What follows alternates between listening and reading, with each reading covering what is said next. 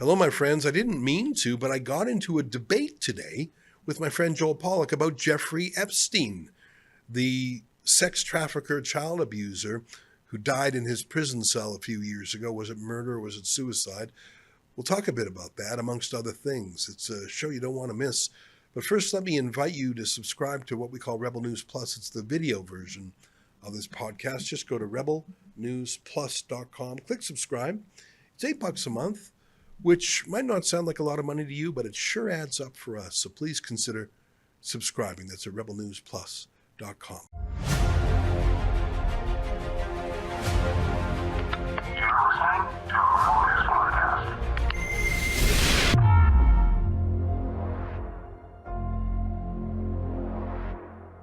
Tonight, what's going on with that Epstein file? It's July 9th, and this is the Ezra Levant Show.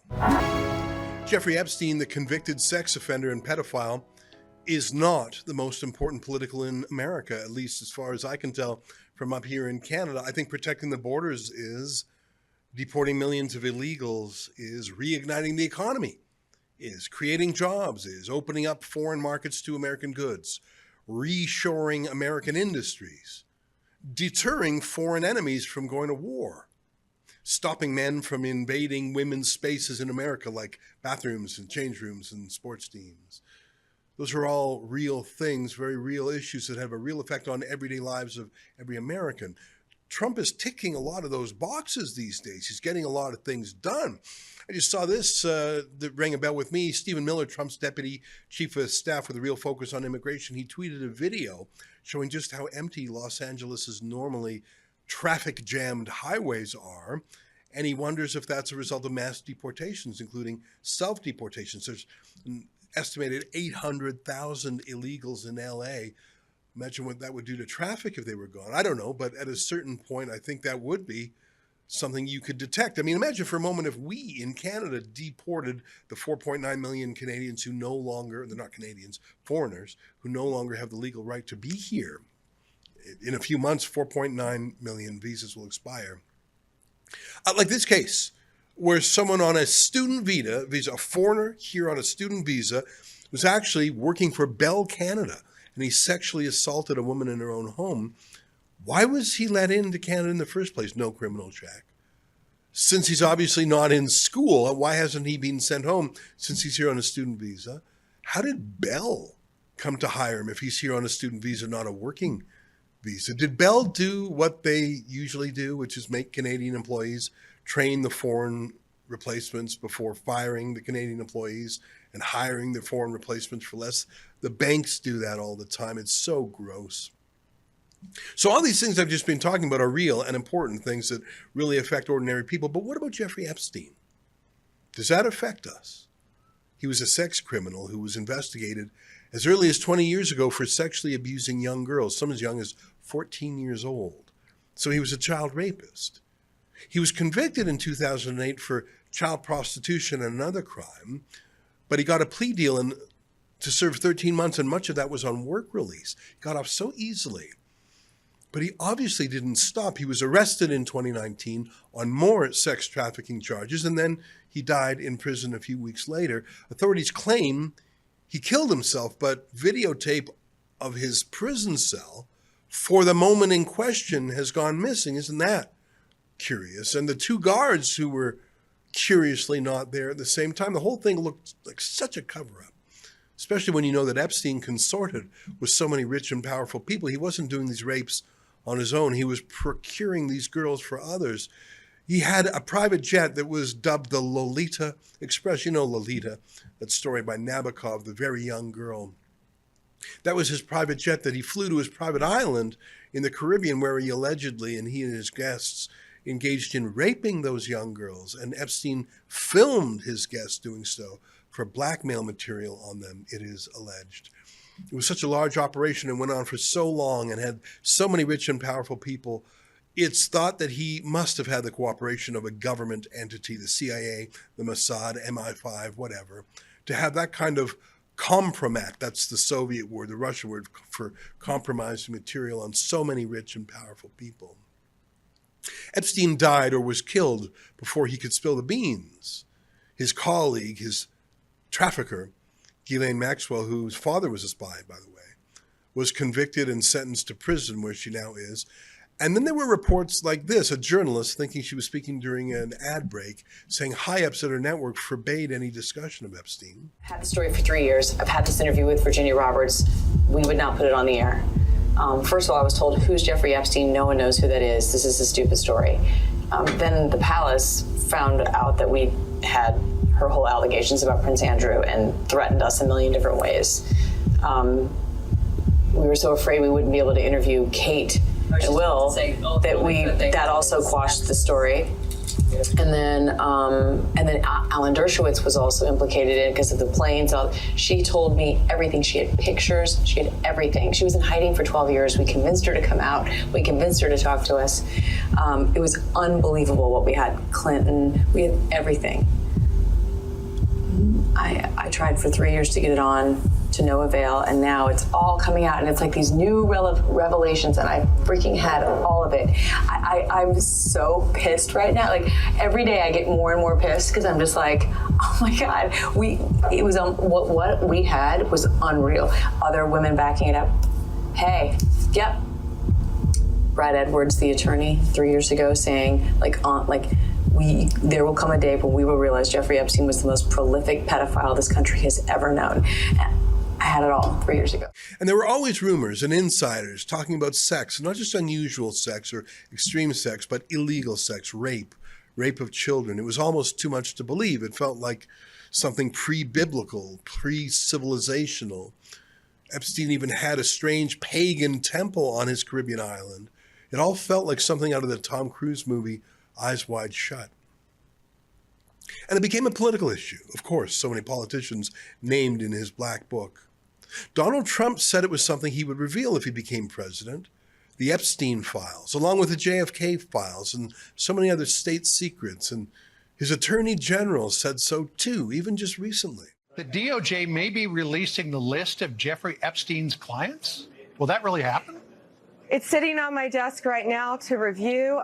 That's been a directive by President Trump. I'm reviewing that. I'm reviewing JFK files, MLK files. That's all in the process of being reviewed because that was done at the directive of the president from all of these agencies. So have you seen anything that you said, oh my gosh? Not yet. And so did others in the administration, including Trump's new head of the FBI. You know, it's the same thing with Epstein's list. It's like, what the hell are these Republicans doing? Oh, I saw you give out the list. I saw you make news this morning about that. I got to get to that. Yeah. You say that the FBI has Epstein's list. They're sitting on it.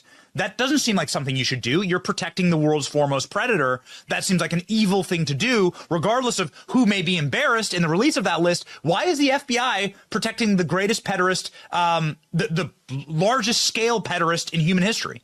Simple, because of who's on that list. You don't think that Bill Gates is lobbying Congress night and day to prevent the disclosure of that list? And why is it that the Senate, you know, and good for Senator Blackburn to try to get it out, but then Dick Durbin comes over the top and says, no, we're not going to release the names. I don't care about the list itself, but if release the names, right? What the hell are the House Republicans doing? They have the majority. You can't get the list? You're going to accept Dick Durbin's word or whoever that guy is as to who is on that list and who isn't, and that it can and can't be released? Put on your big boy pants and let us know who the pedophiles are. We have an election coming up, and we need to adjudicate this matter at the polls. God knows the FBI and DOJ aren't going to do anything. But how are you going to reward the FBI with a new headquarters building after their illegal surveillance on Donald Trump continues with a reauthorization of FISA, and we can't even get basic documents out? This is why America hates Congress. And this is why I'm tired of the Republican majority saying they're going to get the job done and failing. But that was then. Now the word is, there's nothing to see here. Yeah, sure. If Could I just interrupt for 1 second? Are you still talking about Jeffrey Epstein?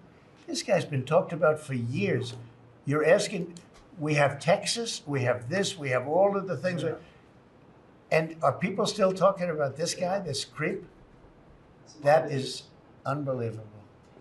Do you want to waste the time, and do you feel like answering? I don't mind answering. I mean, I can't believe you're asking a question on Epstein at a time like this where we're having some of the greatest success and also tragedy with what happened in Texas. It just seems like a desecration, but you go ahead. Sure. First, to back up on that, in February, I did an interview on Fox, and it's been getting a lot of attention because I said I was asked a question about the client list, and my response was, it's sitting on my desk to be reviewed, meaning the file along with the JFK, MLK files as well. That's what I meant by that. Also, to the tens of thousands of video, they turned out to be child porn downloaded by that disgusting Jeffrey Epstein. Child porn is what they were. Never going to be released, never going to see the light of day. To him being an agent, I have no knowledge about that. We can get back to you on that. And the minute missing from the video, we released the video showing definitively the video was not conclusive, but the evidence prior to it was showing he committed suicide. And what was on that, there was a minute that was off the counter.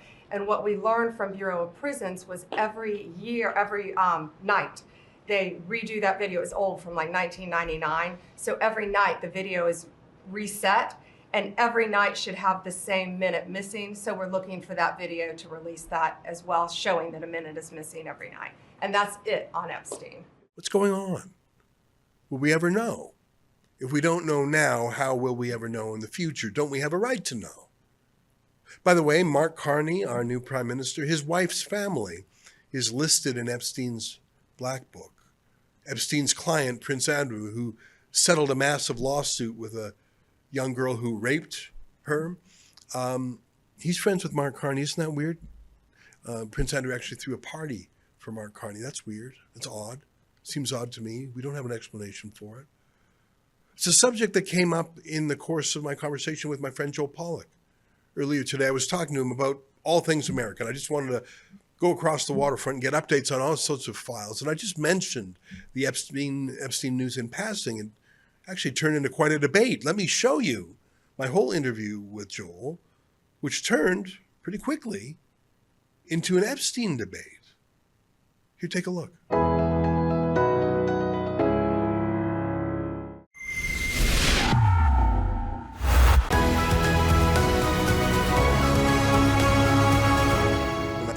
Stronger in every foreign dealing now.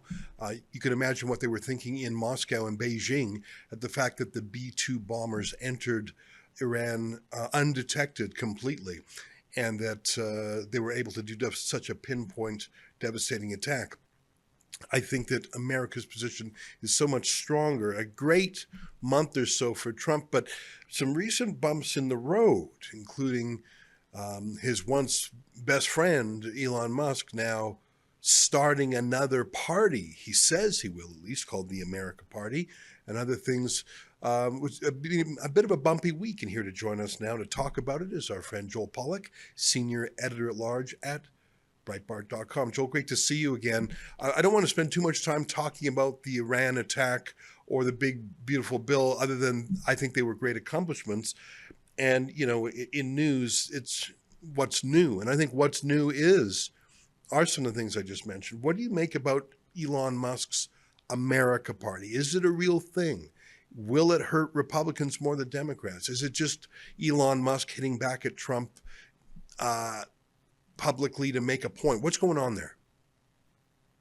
The history of third parties in the United States is a rather dismal one. Our system for centuries has favored a split between two major parties, and when third parties have emerged, they have quickly been swallowed up by one side or the other, usually both in organizational terms and in terms of issues. That doesn't mean they don't make an impact, and you can look at Ross Perot's Reform Party as having had a very significant impact. First of all, when Perot ran and made his biggest impact on the presidential race in 1992, he won about 20% of the vote, and that swung the election away from George H.W. Bush, who was running for re-election, and towards Bill Clinton. But even though Perot didn't win any electoral college votes and played the role of the spoiler, he did get his main issue onto the table, which was deficit reduction and the national debt.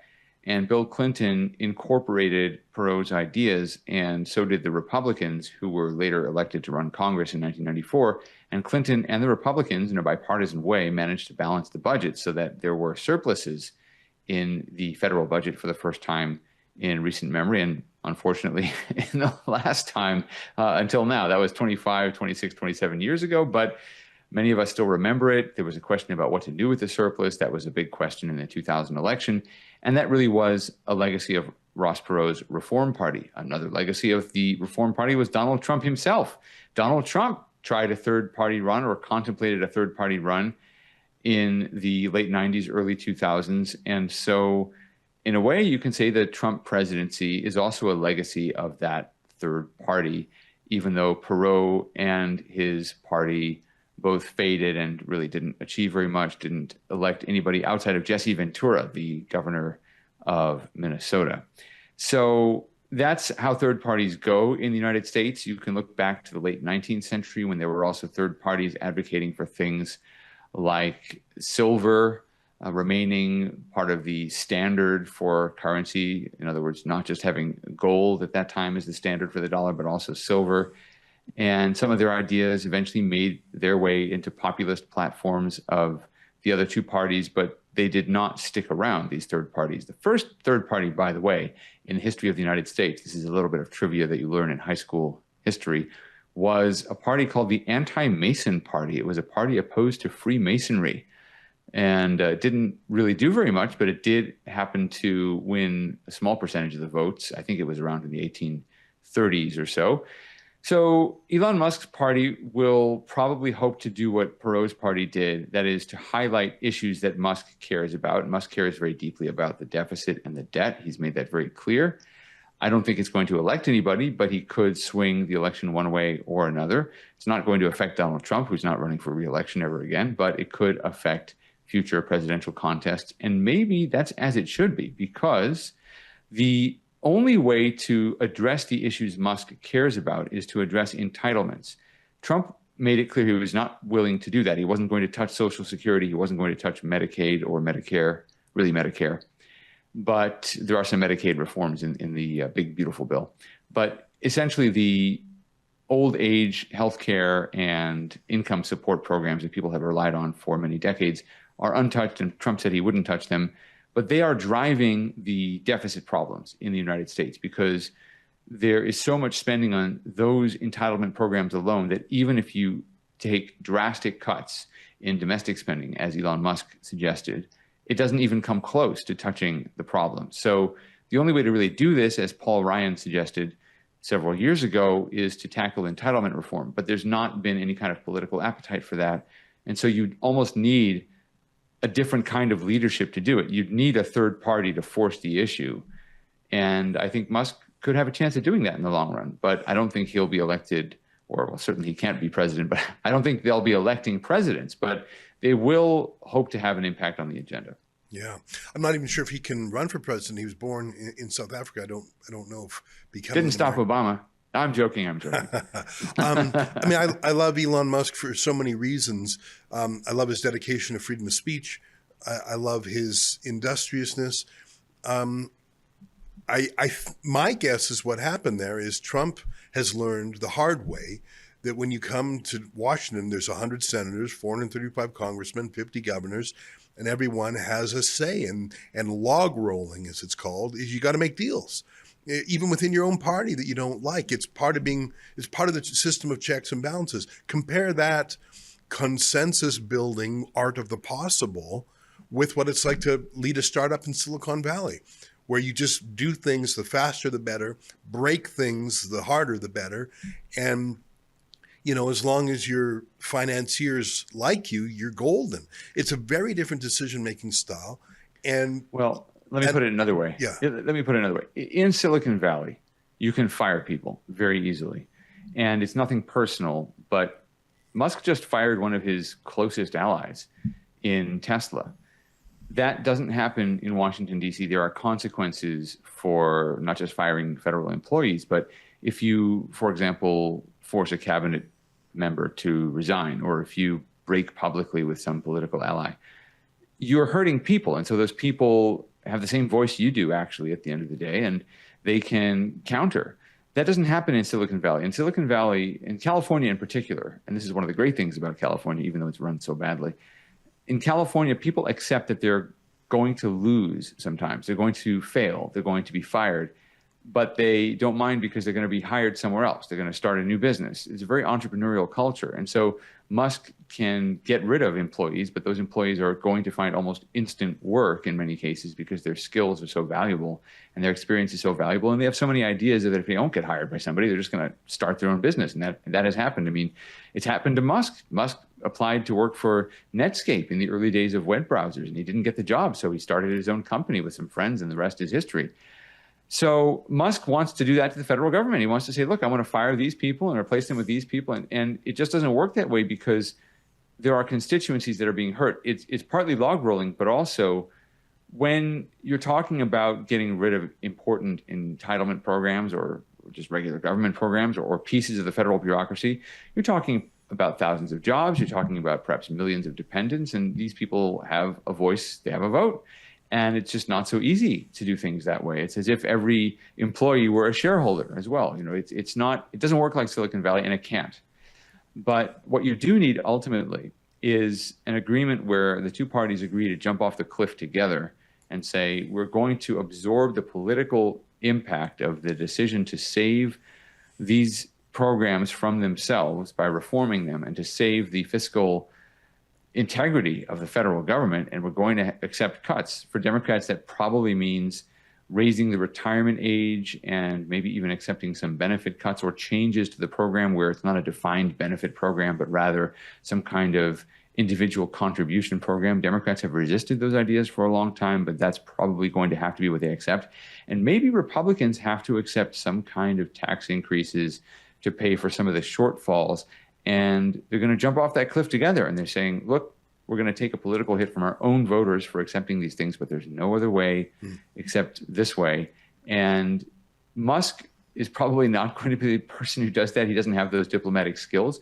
But perhaps by putting the issue of fiscal responsibility back on the agenda, he can force other parties to develop policies around that priority. And then you might see new leaders emerge who are ready to make those kinds of compromises. There was one leader in our lifetimes who could have done it. It was Barack Obama, because Democrats really have the most credibility on those entitlement programs. Those entitlement programs are really central to the Democratic Party's message and its constituency. He would have had the political capital to make changes, instead of which he decided to be a Marxist revolutionary and not to do the job he was elected to do. Joe Lieberman was the one who pointed this out, that if Obama had used his immense popularity at the beginning of his first term to reform entitlements, we would be talking about him today as one of the greatest presidents America had ever had.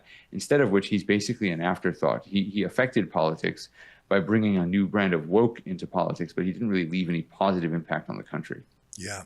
His last legacy was the Iran nukes, which Trump took out. There's only one Elon Musk, and there's only 24 hours in the day. I've had some very small interactions with him, and I'm stunned by how multitasking he can be. And he's quite good at delegating, too. I mean, any one of us would be happy with Tesla or SpaceX or the Boring Company or Neuralink or, and he seems to juggle them all.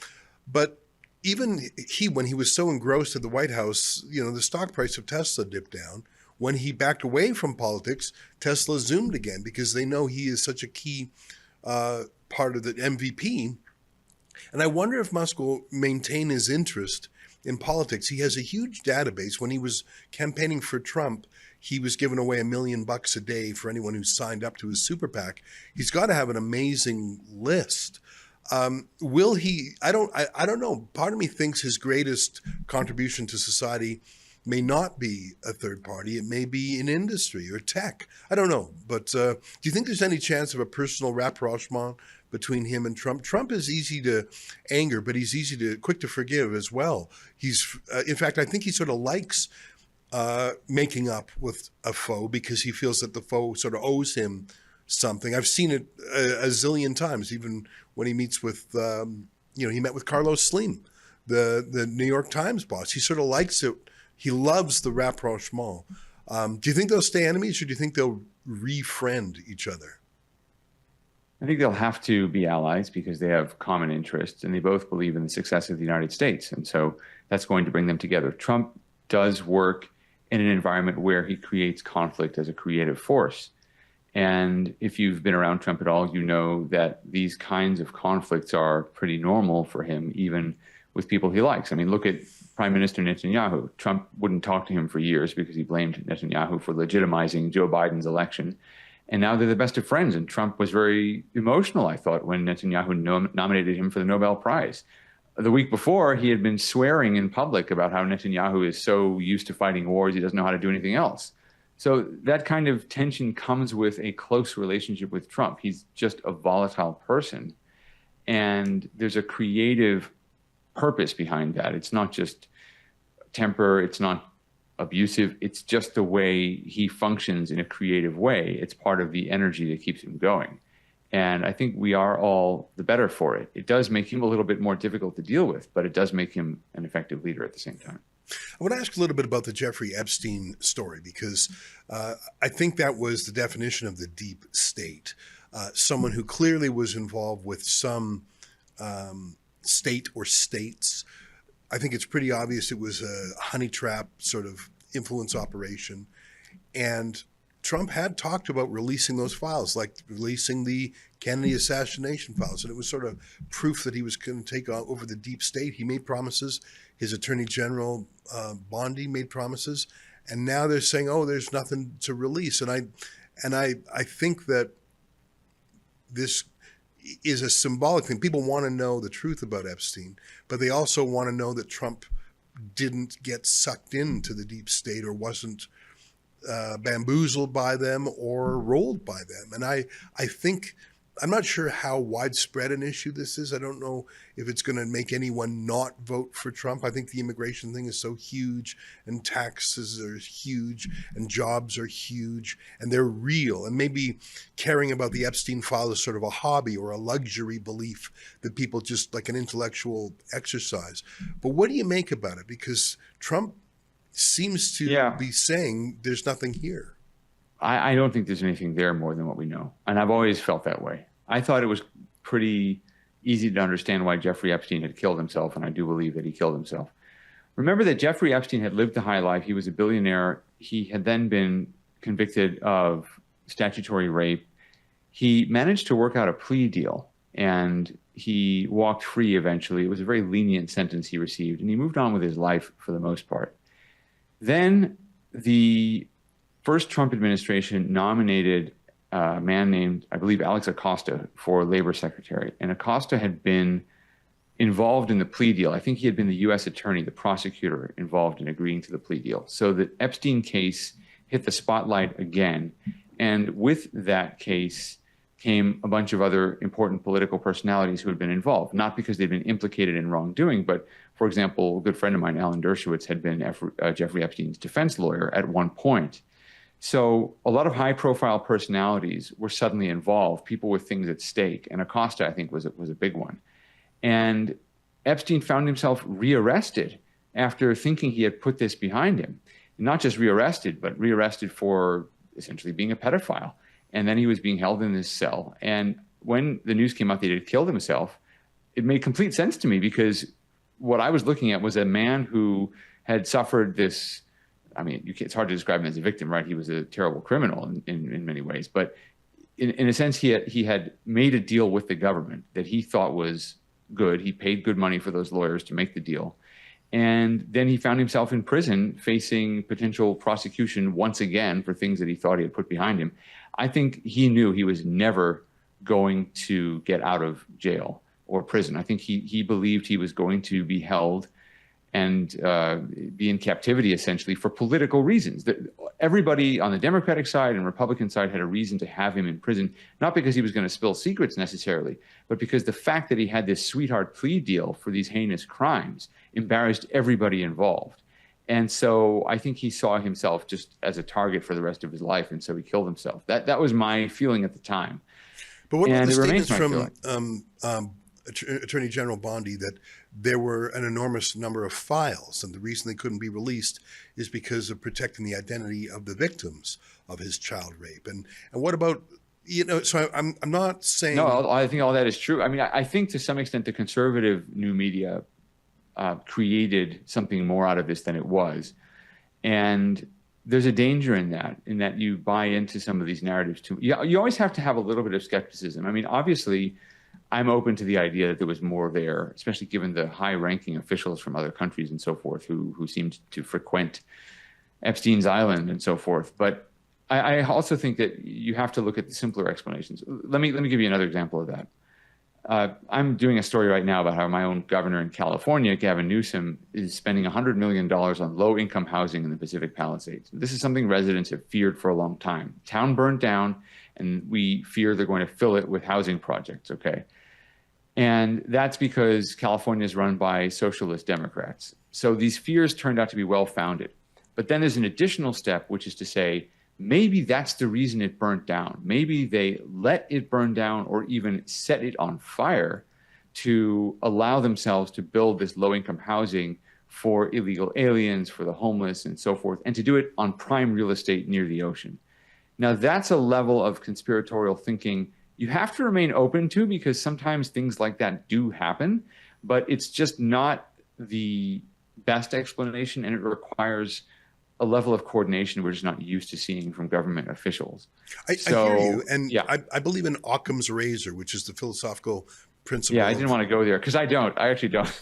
I don't believe in Occam's razor. I believe in a healthy skepticism toward everything, but just to go with the, I mean, my gut feeling on this is that the fire was an accident. My gut feeling on this is that the Epstein death was a suicide, and I stand to be corrected on these counts, but that's just how I feel about it.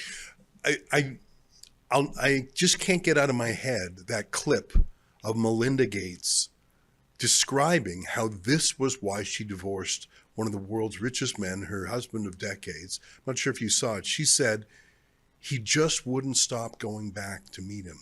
And it was that. And his excuse, Bill Gates, for meeting with Epstein more than a dozen times was, I was trying to fundraise. One of the world's richest men, maybe he would fundraise from Epstein, but after he realized it wasn't, like that just doesn't hold up. You don't meet with a guy a dozen times.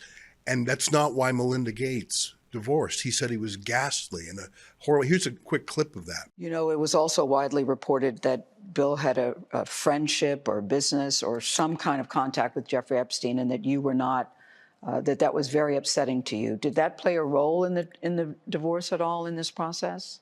Yeah, as I said, it's not one thing. It was many things. But I did not like that he'd had meetings with Jeffrey Epstein, no. Mm-hmm. Mm-hmm. And you made that clear to him? I made that clear to him. I also met Jeffrey Epstein exactly one time. Did you? Yes, because I wanted to see who this man was. And I regretted it from the second I stepped in the door. He was abhorrent. He was evil personified. I had nightmares about it afterwards. So, my heart breaks for these young women because that's how I felt. And here I'm an older woman. My God, I feel terrible for those young women. It was awful. You felt that the moment you walked in? I didn't realize that. He was awful. Yeah. And you shared that with Bill, and he still continued to spend time with him? Any of the questions remaining about what Bill's relationship there was, those are for Bill to answer. Okay. But I made it very clear how I felt about him. Mm-hmm. Like, I think the reason why people care is not because they want a different kind of justice for Epstein, who is now dead. It's they want a different kind of justice for Bill Gates and Reid Hoffman and anyone else who they think participated in those pedophile rapes. And I don't know, I don't think I'm a conspiracy theorist, and I understand what you're saying. Look for other explanations. But there is no other good explanation for Bill Gates being divorced by his wife because she says he just won't stop visiting Epstein. It wasn't, to play cards or to fundraise. It was for rape. I think we know a lot about Epstein's friends already. We know about Bill Clinton. We know about Reid Hoffman, as you mentioned. We know about others. And I don't think they've really been held accountable for what we already know. So the things that people are upset about are already in the public domain.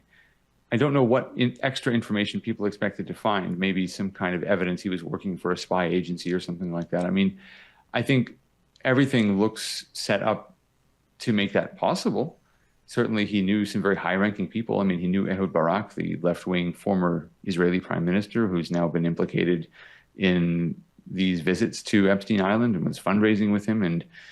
But what's interesting is it doesn't stop left-wing think tanks from featuring Ehud Barak very prominently when he wants to criticize the Israeli government. So, well, and Bill Gates has never been more, widespread.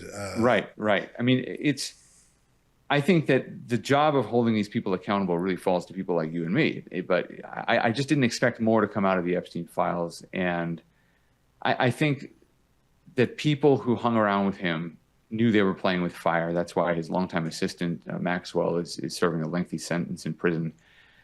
I think it's unfortunately the double standard that often applies isn't just in our justice system, it's also in our media ecosystem. I mean, look at to look at a different sort of part of the Clinton world. James Carville is basically outed himself as a raving anti-Semite, but he's on news analysis shows all the time for his opinion about this and that. I mean,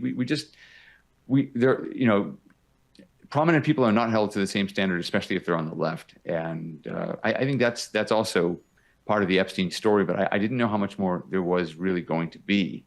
Likewise, I don't know that it makes sense to prosecute James Comey and Brennan and some of these other figures who were part of the Russia collusion investigation. I mean, we know they're liars. We know that they fomented the whole thing. Is it worth wasting time prosecuting them and looking for some kind of smoking gun, or should we just, think about other things and move on to other things? I'm not saying forgive and forget. I'm just saying I wonder if the American right is investing in past narratives that helped solidify or articulate an idea about what was failing in our government, but might not help Donald Trump achieve his agenda. So that's all. I'm just not heavily invested in the Epstein story because I don't think there's much more to mine there, even if it was entertaining for a while, in a grisly sort of horror show kind of way.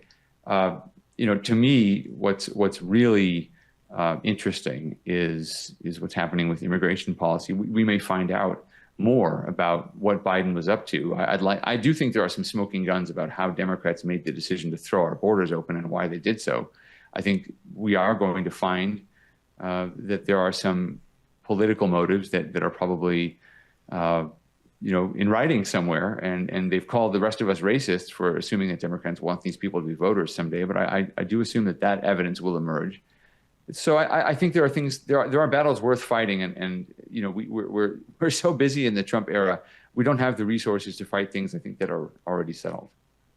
All right. Well, listen, I won't go at you another time on that because I feel differently. I feel that there's a lot of there's a deficit of information and a deficit of justice, and I think that the deep state has won here, and I think to see Kash Patel and Dan Bongino and others go mum and become that which they criticized 6 months ago, I think is telling. Listen, I still love the Trump administration. I think what they're doing on immigration is the most important thing for Western civilization. Can I defend Patel and Bongino? Sure. And again, I could be wrong, and I've made mistakes like this in the past, but I will say that I actually have more respect for them because they got a better look at the evidence than any of us have, and they had to go against what they said before. That doesn't mean they sold out. It means they were honest, I think. That's another explanation. They just saw the evidence or the lack of evidence, and so they revised their earlier statements. Not because they had to do so. I mean, in this sense, the people who elected them expected them to continue where they were. It took some political courage to look at the evidence and say, I was wrong about what I said before. Now, you can look at it as conforming to the swamp, but I think to give them the benefit of the doubt is reasonable here. I think maybe they just stood up and said, okay, we thought there was more here than there was. So. Well, if Melinda Gates changes her mind and remarries Bill Gates, then I'll accept that thesis. But as long as she had billions of reasons to divorce Bill Gates, she walked away. She walked away with those reasons. Yeah. Well, she had I mean, she really can. It's called the Bill and Melinda Gates Foundation. I think she was just as in control as he was. I mean, I believe her when she says about her personal life that was the reason she divorced him. I believe her. And I don't. I actually, that's where I don't believe her. I think that the Epstein scandal became embarrassing to her, but I think that privately, as long as it didn't make the news, I think she was okay with it. That's my personal suspicion about it. I don't think that she could have interpreted Bill Gates disappearing for weekends at a time any other way than that he was having affairs or having some kind of alternate romantic attachments. I mean, I think that these billionaires get away with a lot of that sort of thing, and their wives who are attached to their wealth tolerate it. And I think she was prepared to tolerate it until Bill Gates became associated with Epstein and Epstein came back into the news. I think it was convenient for her to get rid of him. I think there are other cases like that as well, where the wives of wealthy and famous people have tolerated their misbehavior until it became public. And then they, shock and outrage. I didn't know about this. And, I feel betrayed and nonsense. I mean, I'm sure it's true in a couple of cases, but I think for the most part, this behavior was tolerated. And then when it became a problem for Melinda Gates, I mean, again, I don't want to disparage her. This is just my hunch about it. I can't prove it, but it's speculative. I wouldn't take anything these people say at face value. Nothing. Well, we'll leave it there. Joel, thanks very much. I didn't really mean to get into a debate with you about the Epstein it's file. fine. I just wanted to this is the healthy discussion. This is we're both talking about our instincts here, and you need kind of both sides of this to get to the truth. Yeah. All right. Well, thanks for taking the time. We're talking with Joel Pollak, Senior Editor-at-Large of Breitbart.com. Keep up the fight. Thank you. All right. Stay with us. More ahead.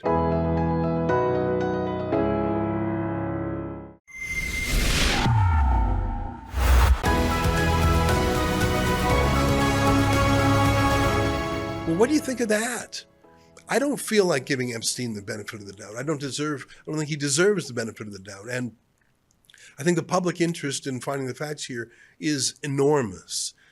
I'm absolutely certain that Epstein's clients were of both parties, the Democrats and the Republicans. And they weren't just of Americans, they were people in the UK and around the world. And I'm absolutely certain that people like Bill Gates would do anything to stop these files from seeing the light of day. There was no reason for Bill Gates to meet with Jeffrey Epstein dozens of times, but he chose to. Maybe we should believe his ex-wife, Melinda. Well, that's our show for today.